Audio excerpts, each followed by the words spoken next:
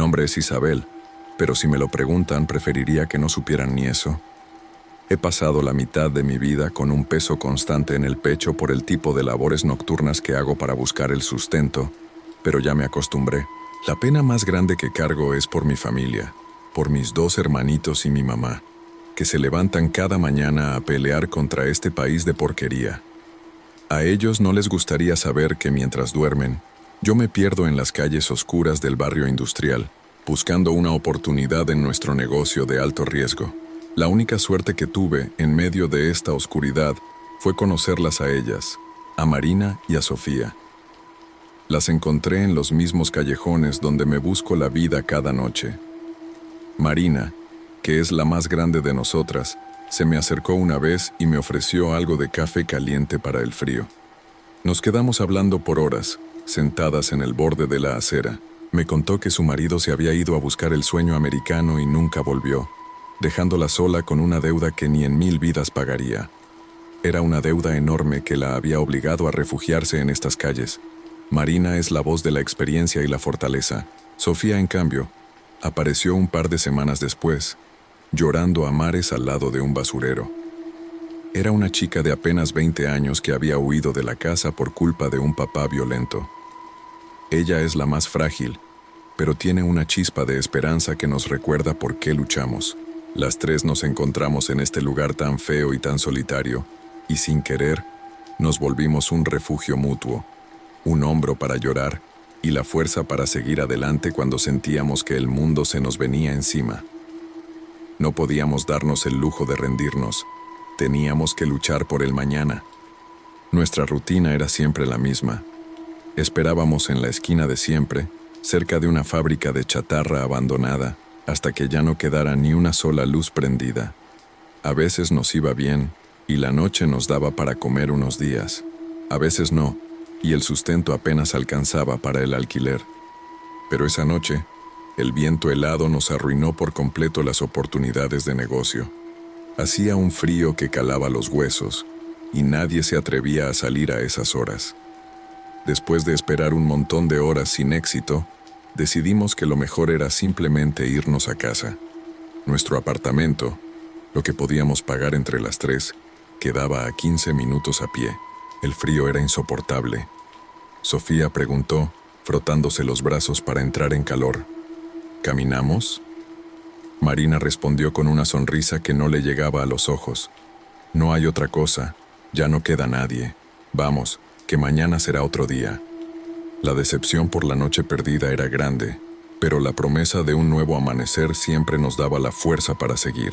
Las 3 nos metimos de nuevo en el laberinto de callejones que recorríamos casi a diario. Es una zona industrial abandonada, llena de edificios viejos de ladrillo, con ventanas feas y puertas de metal oxidadas.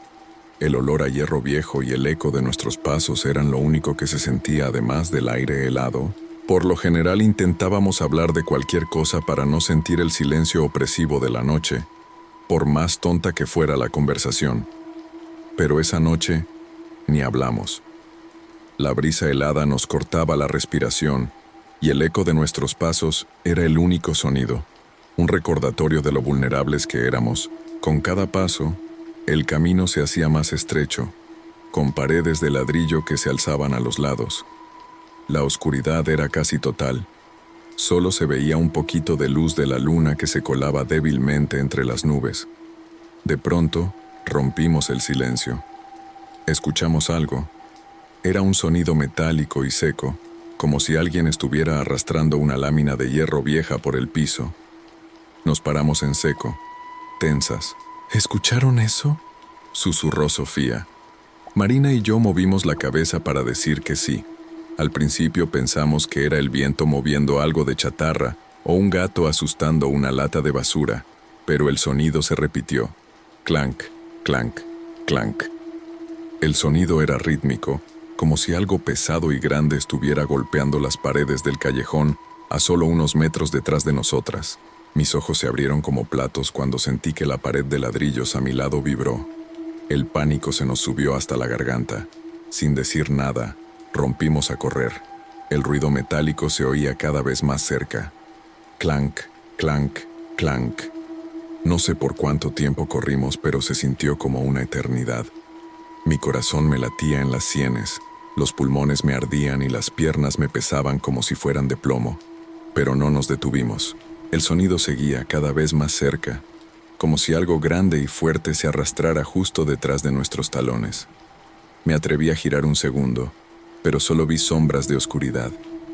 El terror me invadió. En ese momento no sabía qué o quién nos seguía, pero sabía que no era algo humano. Lo sentí en lo más profundo de mi ser. El callejón, que antes nos parecía un atajo, ahora era una trampa. Con cada paso que dábamos, sentía el aliento helado de esa cosa más y más cerca.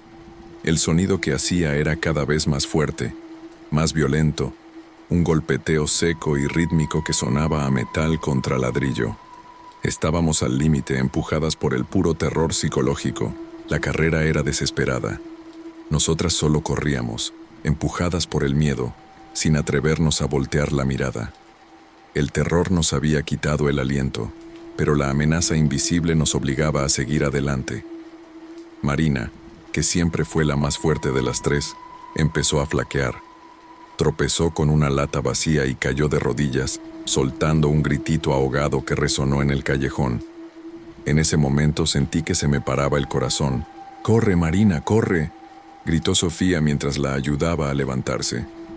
Marina se puso de pie con el rostro pálido y los ojos llenos de lágrimas. «No puedo más», sollozó, llevándose la mano al pecho.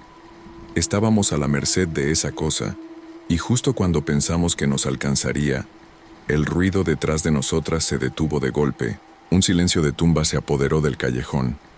Nos quedamos tiesas, con los ojos bien abiertos, aguantando la respiración. El terror psicológico de no saber dónde estaba la amenaza era peor que la persecución misma. No me atrevía a mover un solo músculo. «Por favor, no miren», susurró Marina con la voz temblorosa, la que antes había sido la más valiente. «Vamos, ya casi llegamos», la urgió Sofía tirando de ella. Volvimos a correr con un pánico renovado. La salida estaba cerca. A unos metros de distancia había una plaza abierta. Ver esa luz, por poca que fuera, nos llenó de un alivio inmenso. Era nuestra salvación, la oportunidad de escapar de ese laberinto de ladrillos. Pero no alcanzamos a llegar. El ruido detrás de nosotras fue el de algo que se rompía con una violencia inaudita. Fue un estruendo, como si una de las paredes de ladrillo del callejón hubiera sido derribada por una fuerza de otro mundo. La vibración de ese impacto nos llegó hasta el tuétano de los huesos. El miedo me consumió por completo, mezclado con una curiosidad que me iba a matar. Sin pensarlo más, me atreví a voltear la cabeza un segundo. Vi una figura alta y delgada emerger de la oscuridad. Tenía que medir más de 2 metros de altura y estaba agachada de una forma súper rara, como si tuviera la espalda rota. Parecía, a simple vista, un vagabundo de los que siempre se esconden en las esquinas. Pero en ese instante, un movimiento sutil, casi invisible, hizo que la figura se enderezara. El terror me subió por la columna vertebral con una frialdad absoluta. De su espalda salieron 2 alas enormes que parecían hechas de cuero viejo, desplegándose como si fueran una extensión de sus hombros. La figura se agachó un poco más y con un salto imposible se elevó por encima de los techos de las fábricas. Se perdió en la noche dejando solo el sonido de sus alas en el aire. No lo vi volar, pero lo sentí. Un aleteo fuerte y potente que hizo vibrar el aire que nos rodeaba. Era como si un murciélago gigante hubiera desplegado sus alas, pero con una fuerza y un tamaño que resultaban imposibles de imaginar. La cosa desapareció tan rápido como apareció, como si nunca hubiera estado ahí. Mis piernas temblaron y casi caigo. Sofía, que ya había llegado a la luz de la plaza, me agarró del brazo, arrastrándome fuera del callejón. Marina, que ya estaba segura, se había detenido con el rostro bañado en lágrimas. Sus ojos, llenos de terror, estaban clavados en el cielo por donde se había perdido la criatura. «¿Lo vieron, verdad?», susurró. «¿Lo vieron?». Sofía y yo nos miramos sin saber qué decir. No podíamos mentir. No podíamos decir que lo habíamos imaginado. El silencio, roto solo por nuestra respiración agitada y el eco de la criatura que se alejaba, fue la única respuesta. Lo habíamos visto, o al menos lo habíamos sentido. Lo que fuera que era, el acechador nos había dejado vivir. Llegamos al apartamento sin decir una sola palabra. Apenas entramos, Sofía cerró la puerta de golpe y le puso el pestillo. Marina fue directo a la sala y corrió las cortinas de la única ventana, cerrando la persiana con un golpe seco. Yo me quedé parada en la entrada con las llaves aún en la mano, sintiendo que no podía respirar. ¿Qué fue eso?, susurró Marina con la voz rota. Estaba sentada en el suelo abrazando sus rodillas, la cara pálida y los ojos llenos de miedo. No sé, respondí sin poder quitarme de la cabeza la imagen de la criatura desplegando sus alas. No tengo idea. Tenía alas, dijo Sofía, que había encendido todas las luces del apartamento y ahora estaba tapando las rendijas de la ventana con toallas viejas. Eran enormes y de un material raro, como de cuero viejo. Nos quedamos en silencio, procesando lo que habíamos visto. En ese momento, la razón no importaba. Solo importaba el terror y el pánico que nos había invadido. Pasaron los días, y el miedo seguía ahí. Cada vez que salíamos a las labores nocturnas, mirábamos hacia arriba a los tejados de las fábricas y nos asegurábamos de no caminar solas. La noche se había convertido en un infierno. Una semana después, la televisión local reportó el hallazgo de unas marcas de garras gigantescas en el techo de una fábrica abandonada. El periodista las describió como extrañas y dijo que parecían de un ave de gran tamaño. También mencionó que la policía local había recibido varias llamadas anónimas de gente que afirmaba haber visto un vigilante patrullando los cielos en las noches de luna llena. Sofía y Marina me miraron, y yo a ellas. El miedo que ya era parte de nosotras se convirtió en algo más, una especie de alivio y confirmación. No estábamos locas. Lo que habíamos visto era real. Las tres nos sentamos juntas en el sofá y nos abrazamos sin decir nada. El miedo seguía ahí, pero ya no era tan grande. Ahora había algo más, una fuerza, una unión que se había forjado en ese laberinto de callejones. Nosotras, tres mujeres que se habían encontrado por casualidad, teníamos un secreto, un trauma que nos unía para siempre. ¿Creen que nos dejará en paz?, susurró Sofía. No lo sé, respondí, pero sé que no nos iremos de aquí. Esta es nuestra casa y si él es el guardián, tendremos que aprender a vivir con él las tres. Marina me dio un abrazo fuerte y me sonrió con lágrimas en los ojos. Sí, las tres. En ese momento, entendí que no estábamos solas. El miedo nos había unido y nos había hecho más fuertes. Tal vez ese guardián alado no era una amenaza, sino una advertencia de que la vida en el barrio industrial podía ser cruel, pero que juntas podíamos superarlo todo. Y por primera vez en mucho tiempo, sentí que teníamos una esperanza.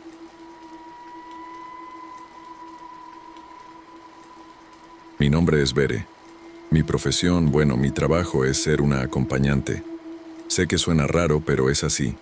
Y no soy de esas que ves en las películas con lentejuelas y champán. Soy una profesional, y en mi negocio la discreción y el control de la situación son clave. Aprendes a leer a la gente, a ver más allá de la superficie y a entender lo que realmente quieren sin que tengan que decirlo. En una ciudad como esta, enorme y solitaria, a veces la gente solo busca a alguien con quien hablar o alguien que finja que les importa, aunque sea por un par de horas. Una de las cosas que aprendí en este oficio es que cada cliente es un mundo. Hay de todo, los que solo quieren desahogarse, los que buscan consuelo, los que quieren que los escuches mientras se quejan de sus problemas. Pero había uno en particular que siempre me causaba una sensación extraña. Lo llamaba señor Méndez, para mis adentros. Era un tipo de unos 50 y tantos, un hombre de negocios con un apartamento de lujo en el centro de la ciudad. Sus peticiones siempre eran raras, muy raras, y su comportamiento era, para decirlo de alguna forma, totalmente distante. No era tímido ni nervioso.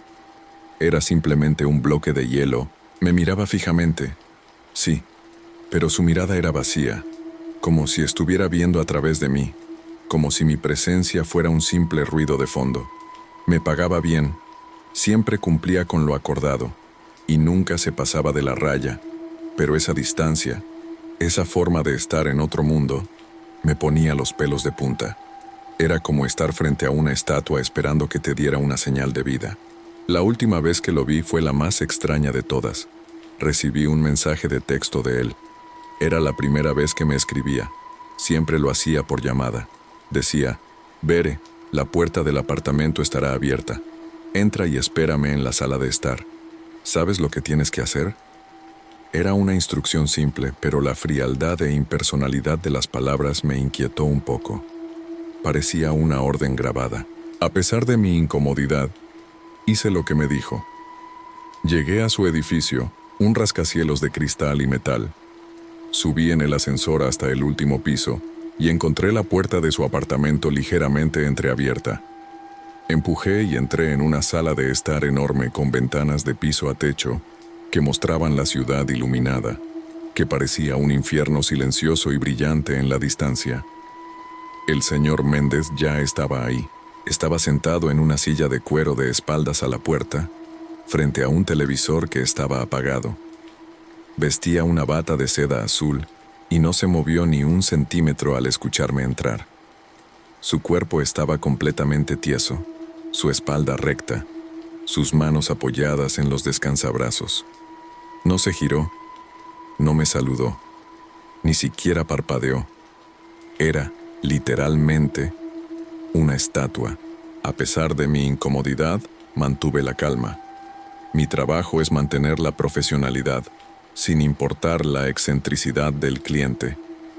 Me acerqué a la mesa de centro y tomé el objeto que había sido el centro de nuestro protocolo durante meses. Un pequeño libro de poesía que siempre traía conmigo. Me senté en el sofá de enfrente y con voz clara y neutral comencé a leer. Mientras las palabras de un poeta antiguo llenaban el silencio del apartamento, mi mente estaba en otra parte. Me concentré en el señor Méndez. Su cabeza estaba ligeramente inclinada hacia la derecha. Busqué el más mínimo indicio de vida. El subir y bajar de su pecho al respirar. Un parpadeo. Un movimiento nervioso en los dedos. No había nada. La bata de seda parecía colgar sobre una estructura de alambre. Era un cuerpo inerte. El terror que se apoderó de mí en ese momento no fue por una amenaza física. Fue un terror psicológico puro, generado por la antinatural quietud del hombre. El silencio del apartamento era total. No se escuchaba ni el tráfico de la ciudad de abajo, ni el zumbido de la electricidad. Estaba sola con un hombre que no se movía. Intenté ignorar el miedo y seguir leyendo, pero era imposible.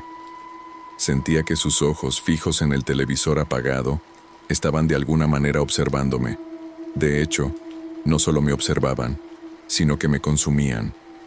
Su mirada vacía no era pasividad, sino una especie de agujero negro que succionaba el oxígeno, el sonido y la luz de la sala.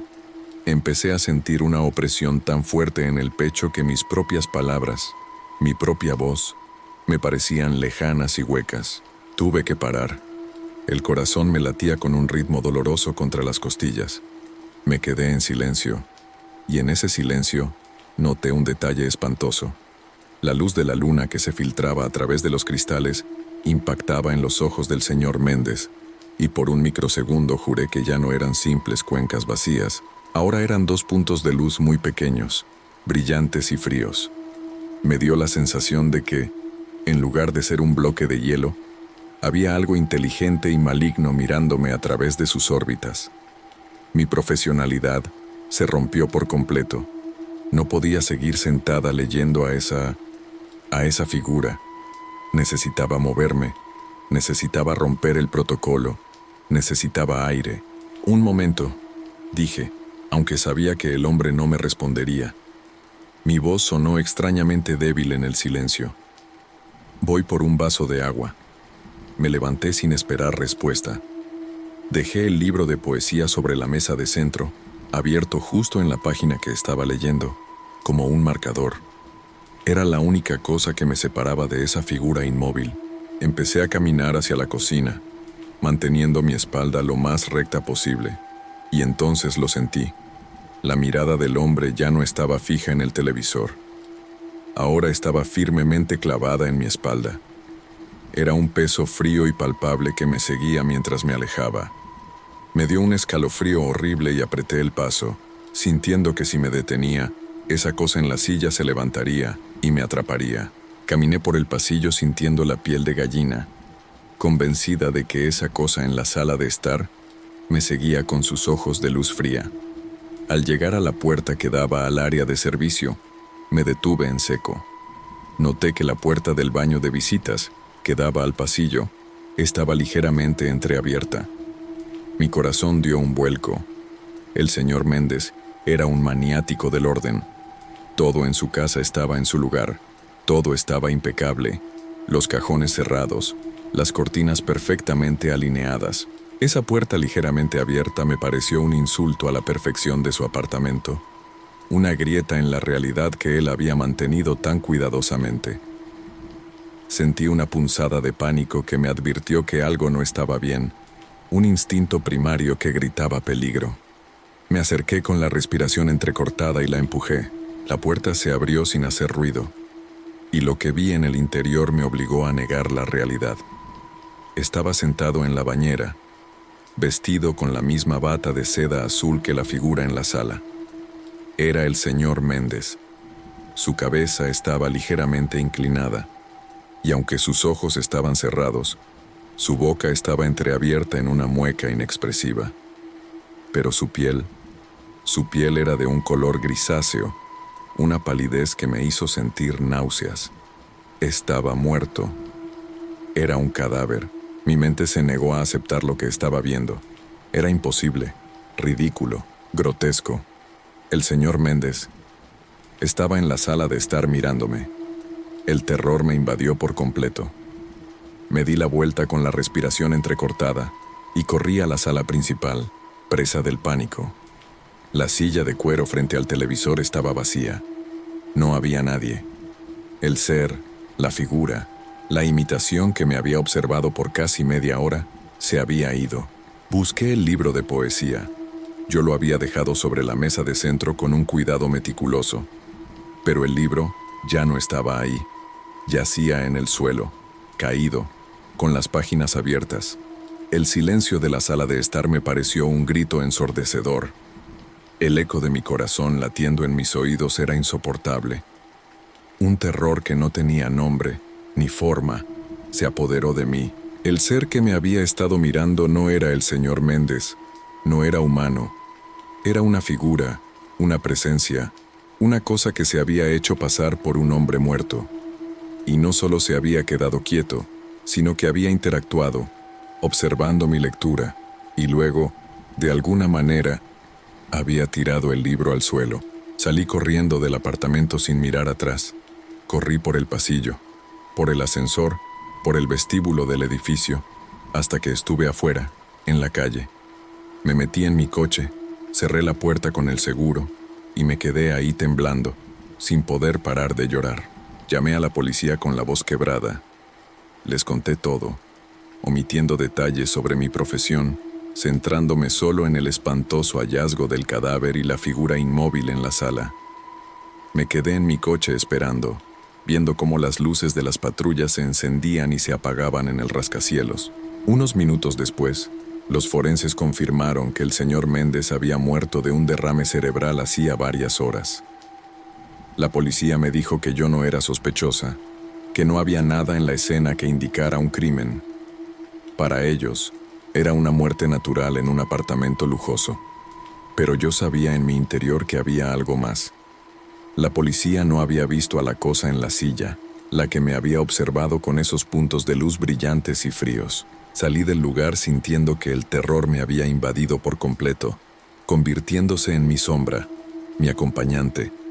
Me despertaba en la noche sudando con la imagen de la figura en la silla y su mirada vacía. La gente me decía que era estrés, que necesitaba vacaciones, que había vivido un trauma. Pero yo sabía que no era eso. Era el miedo a lo desconocido, a lo que no tenía nombre. Pasaron varios días sin que yo pudiera volver a trabajar. El mundo que antes me parecía un lugar tan grande y lleno de vida, ahora se sentía como un lugar lleno de sombras, de cosas que no entendía. Un día, mientras hojeaba el periódico, me detuve en una noticia pequeña en la sección de sucesos. Hablaba del misterio en el apartamento de lujo. El periodista mencionaba que la policía no había encontrado nada extraño en la escena, pero la familia, según la nota, había mencionado algo raro. Un libro de poesía que el hombre no leía había sido encontrado en el suelo, abierto en un pasaje que hablaba de una presencia invisible, un fantasma que te mira y te consume en el silencio. El corazón se me detuvo. El libro caído no era una coincidencia, no era un accidente, era una prueba, un rastro. Era la evidencia de que esa figura, esa imitación, había interactuado conmigo.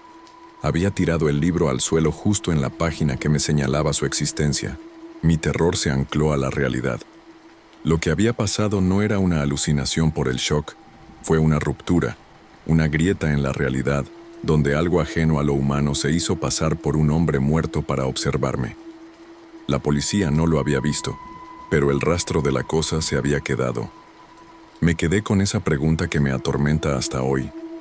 ¿Qué era lo que me había mirado y por qué se había marchado? Decidí que no podía seguir en ese negocio.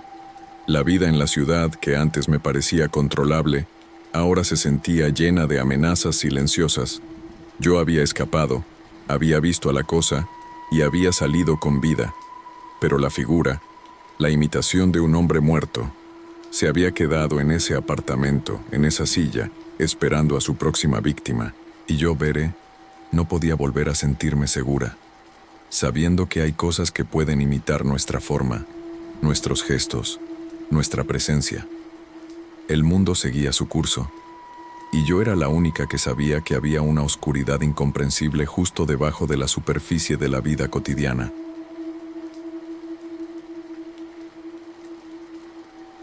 Mi nombre es Estela, y no voy a mentir, la vida me llevó por caminos que nunca imaginé.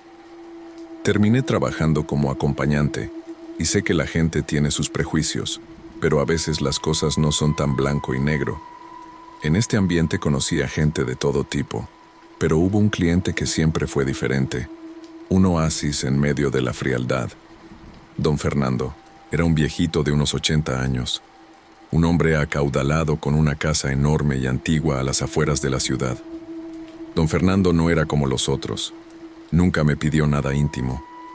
De eso, me trataba con un cariño casi de abuelo.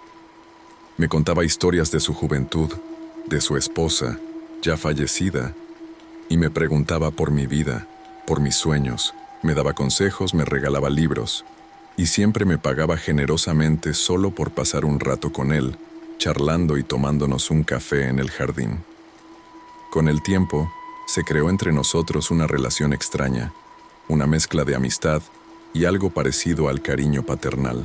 Hace unas semanas, don Fernando me llamó muy preocupado. Me contó que había tenido una caída fuerte en su casa, esa mansión vieja y grande donde vivía solo.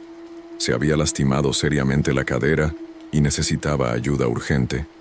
Su familia vivía lejos y no podían venir a cuidarlo de inmediato.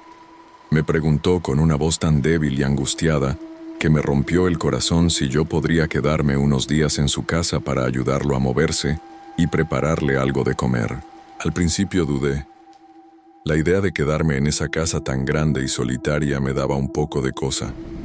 Además, nunca había cuidado a nadie enfermo, pero no pude decirle que no. Don Fernando había sido tan bueno conmigo, tan noble, que sentí que era lo menos que podía hacer por él. Sentía una deuda emocional. Así que empaqué una maleta con lo básico y me fui a su mansión. La casa era impresionante, un verdadero ejemplo de arquitectura gótica antigua, pero también daba un poco de miedo. Era enorme, con techos altísimos, muebles antiguos cubiertos de polvo y pasillos largos y oscuros que parecían no tener fin. La luz del día apenas se colaba por los pesados cortinajes. Don Fernando me instaló en un ala separada de la casa, Una habitación grande con una cama con dosel y un baño enorme. Era un gesto amable, pero me hacía sentir aún más aislada. Esa noche, después de cenar una sopa que le costó mucho trabajo tomar, me acompañó hasta mi habitación. Estaba muy pálido y se movía con gran dificultad, apoyándose en un bastón con punta de metal. El crujido del bastón en el parqué era el único sonido en el silencio de la casa. El aire se sentía denso, pesado, como si la casa estuviera reteniendo la respiración. Antes de despedirse en la puerta de mi nueva habitación, don Fernando me tomó de la mano y me miró con unos ojos llenos de miedo que nunca le había visto. Su rostro se descompuso en una expresión de angustia pura. «Estela, por favor, te lo ruego», me dijo con un hilo de voz, con una intensidad que me hizo temblar. «No salgas de esta habitación por la noche. Pase lo que pase, no salgas. ¿Me lo prometes?». Su tono era tan serio y su mirada tan angustiada que asentí sin dudarlo. «¿Qué pasa, don Fernando? ¿Hay algo malo?», pregunté. Él negó con la cabeza, pero sus ojos seguían fijos en mí, llenos de un terror mudo e incomprensible. «Solo prométemelo, Estela, por favor, por tu propio bien». Le prometí que no saldría, aunque no entendía por qué me decía eso. Me dio las buenas noches y se fue despacio, arrastrando el bastón por el pasillo. El eco de ese arrastre, junto con la firmeza de su advertencia, me dejó una sensación gélida. Me metí en la cama, pero no podía dormir. La casa estaba en completo silencio, un silencio pesado y total que parecía esconder algo terrible. Me quedé despierta un buen rato, escuchando el crujir lejano de la madera y el susurro del viento que se colaba entre los árboles del jardín. Cada sombra parecía moverse, cada sonido era amplificado. Finalmente, el sueño me venció, pero mi descanso duró poco. En medio de la noche, me desperté sobresaltada. Había un sonido débil, constante, que venía de alguna parte de la casa. Era como un tarareo, una melodía infantil que apenas se escuchaba, pero que no cesaba. Era una canción de cuna triste y dulce a la vez. Al principio pensé que estaba soñando, que era la imaginación jugando con el miedo que había sembrado don Fernando, pero el tarareo continuó, y entonces lo escuché. Unos sollozos amargos, llenos de dolor, que venían claramente de la habitación de don Fernando. El sonido era desgarrador, como si el anciano estuviera sufriendo una pena muy profunda, un lamento que le partía el alma. El terror psicológico se mezcló con la preocupación. A pesar de su advertencia, no podía dejarlo solo si estaba sufriendo de esa forma. ¿Quién lloraba así? ¿Y por qué esa extraña melodía acompañaba su dolor? Mi corazón me decía que tenía que ver cómo estaba. Ignoré por completo la advertencia de don Fernando. Mi instinto empático fue más fuerte que el miedo. Tenía que ver si estaba bien. La melodía, esa canción de cuna, seguía en el aire, dulce y dolorosa a la vez, y se mezclaba con sus sollozos. Abajo, en el primer piso, la casa estaba completamente a oscuras. La luz de la luna apenas se colaba por las ventanas, creando sombras largas y grotescas. La mansión parecía un monstruo dormido que podía despertarse en cualquier momento. Salí de mi habitación y cerré la puerta con cuidado. El pasillo era interminable, oscuro y frío. Avancé por el pasillo.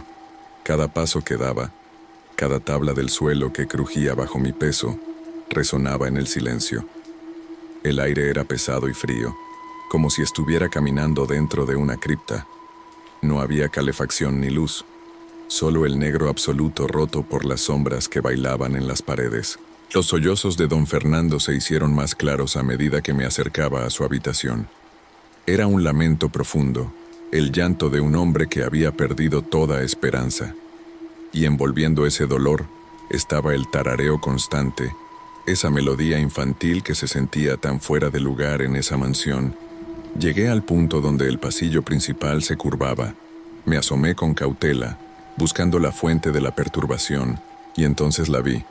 Al final del pasillo, justo en el umbral de la habitación de don Fernando, había una figura flotando. Mi cuerpo se paralizó instantáneamente. El terror me cosió los pies al suelo. La figura era etérea, borrosa, como si estuviera hecha de humo denso y blanco que se desvanecía en el aire. Tenía la forma de una mujer alta, vestida con lo que parecía un camisón largo y blanco.